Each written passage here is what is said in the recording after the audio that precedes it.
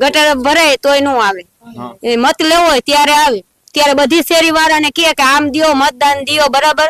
તો એવી બધી ખબર પડે છે, તો સરકારને એવી કેમ ખબર નથી પડતી કે ગરીબોના મકાન નો જ આવવા જોઈએ. અમે અત્યારે એક રૂમમાં રહેતા હતા, ભલે અત્યારે અમે સુવિધા નથી, અમે 2-3 લાખ રૂપિયા રોકડો રોકીને અમે મકાન લઈ શકી. તો ઈ સરકારને એને આધાર દેવો જોઈએ ગરીબોને, બરાબર. તો એ કોઈ ગરીબોને આધાર દેતા નથી, પણ ગરીબોનો આધાર છીનવો છે તો ઈ તો બિલકુલ નહીં થાય. કેમ કે મત તો હવે આ ફેરે ગમે આવે, સાવેણો આવે કે સાવેણી આવે, દેવો તો છે જ નહીં.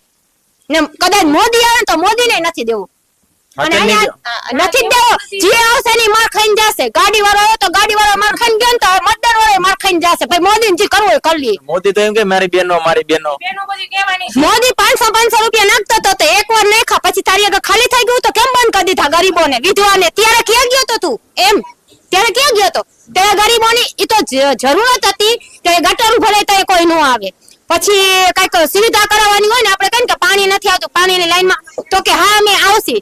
ત્યારે અહીંયા બધા કાનાભાઈ ને ઈ જ ચૂંટાણા ને, કાનાભાઈ ને ઈ જ ચૂંટાણા ને. તો કેમ કોઈ દી કાનાભાઈ આ શેરીમાં તપાસ કરવા નથી આવ્યા? ને ત્યારે તળાવની જગ્યા જોઈ છે તો મફતી જોઈ છે તો 100,000 થઈ જાય છે, બરાબર.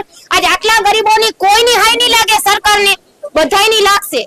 અમે અત્યારે કેટલા દરબદર છે ને અમારું મન જાણે છે. સરકારને કઈ નથી, એના આગળ રૂપિયા ખાલી થઈ ગયા એટલે જમીન હડપે તો એને રૂપિયા આવે ને, અને અમારા આગળ રૂપિયા છે નહીં કે અમે લઈ જાગી. તો હસનધારા જ ન મુકાવે, હસનધારા બંધ કરી દે ને મુસલમાન ને મકાન ન દેતા તો મુસલમાન ક્યાં જાય? મુસલમાન કઈ ખરાબ છે?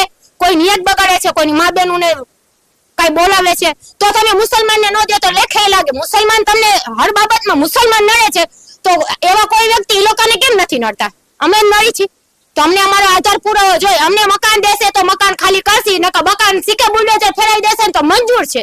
ગમે એટલી મિલેટી આવશે તો એ ખાઈને જશે.